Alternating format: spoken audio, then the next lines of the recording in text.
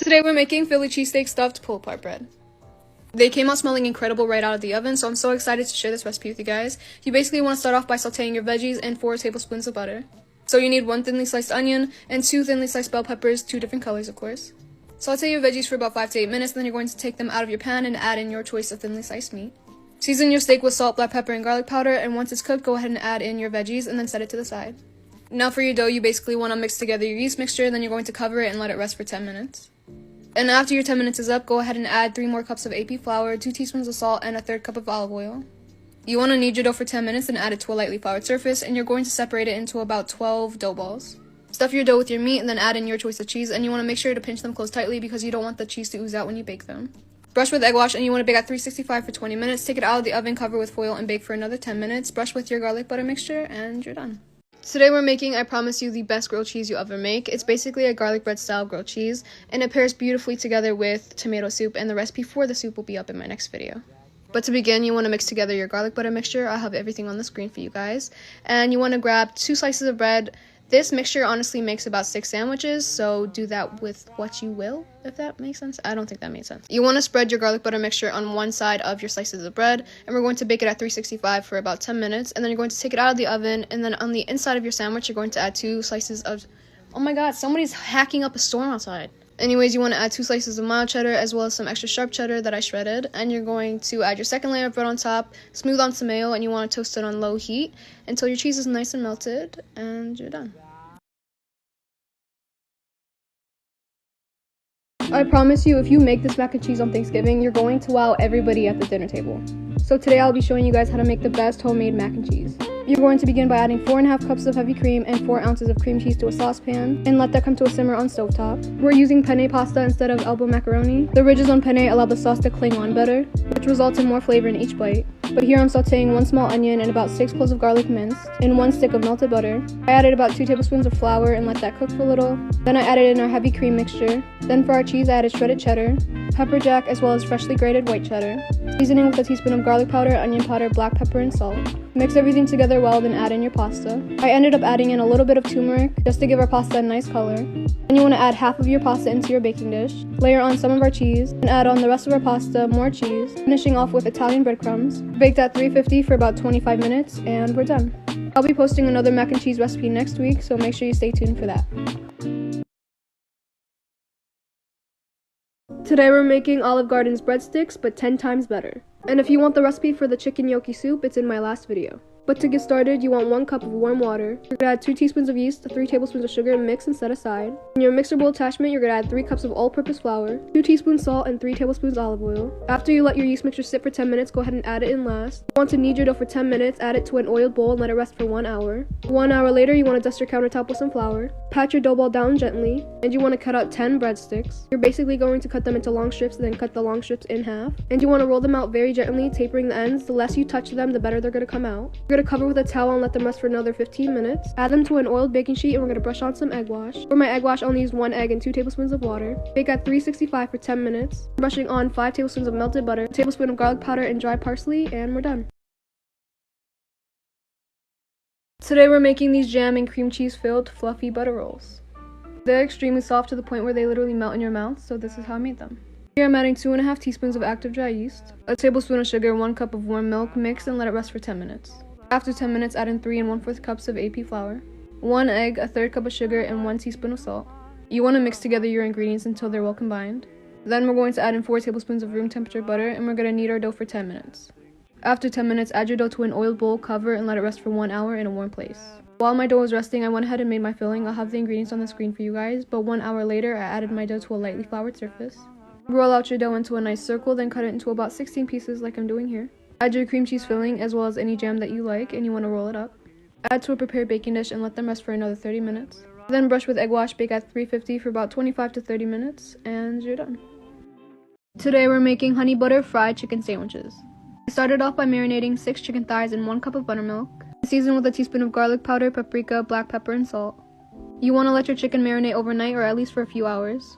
Here I'm adding 1 cup of flour, 2 heaping tablespoons of cornstarch, and a teaspoon of baking soda. A tablespoon of each of these seasonings, I'll have them on the screen for you guys. Here I'm whipping up the same thing we used for our marinade, but I added 1 egg. Take your chicken out of your marinade, add to your flour, then your buttermilk, and repeat one more time. Add to a wired rack for 10 minutes. After 10 minutes, go ahead and fry your chicken on medium heat for about 6 to 10 minutes. You want to coat your chicken in your honey butter sauce. I made homemade buns for my burgers, and the recipe will be up today as well. Toasted my buns, then assembled my sandwich, and we're done.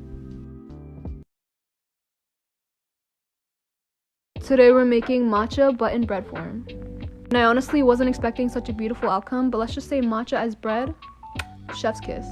You want to begin with 1 cup of warm milk, a tablespoon of sugar, and 2.5 teaspoons of yeast. Mix and set aside for 10 minutes.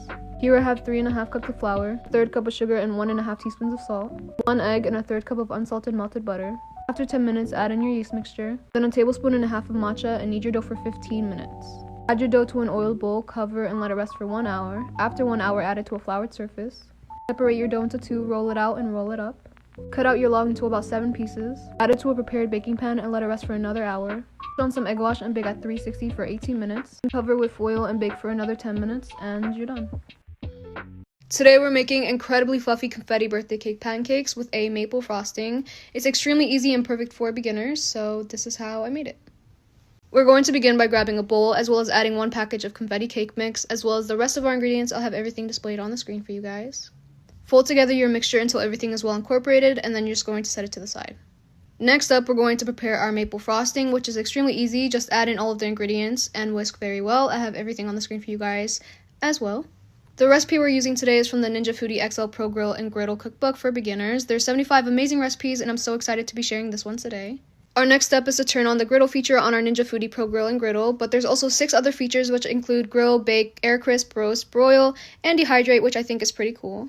We're going to take a 1/4 cup of our batter for each pancake and add our batter to the griddle. Should take about 2 minutes on each side on the temp that the cookbook recommends, which is 350. Now you should be left with these beautiful fluffy pancakes, and to purchase the grill and griddle and the cookbook, the link is in my bio. Today for episode 2 of the Thanksgiving series, we're making the best mac and cheese because you guys loved last year's recipe, and I just wanted to give you guys an even better version. To begin, we're going to add all of our heavy cream, our cream cheese, as well as all of our seasonings, and we're going to let it simmer on low heat and set it to the side.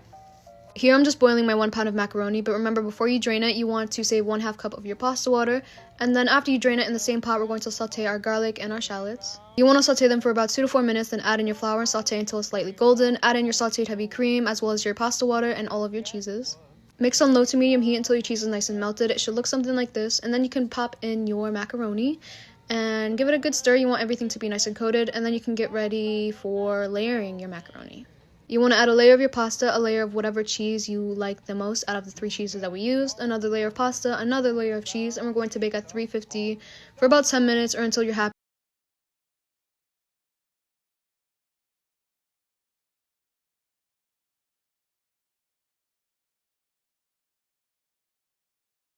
Today we're making garlic butter and herb stuffed crust pizza. For the dough, we're using the recipe that's in most of my videos, but I went ahead and recorded it for this video as well. You want to start off with 2 cups of warm water, 2 tablespoons of yeast, 3 tablespoons of sugar, 2 cups of flour, cover with a towel and let it rest for 10 minutes. After 10 minutes, you want to add 3 more cups of flour, 3 tablespoons of dry milk. The dry milk is optional, by the way. 1 teaspoon of salt and 1/3 cup of olive oil. Knead your dough for 10 minutes and it's ready to use.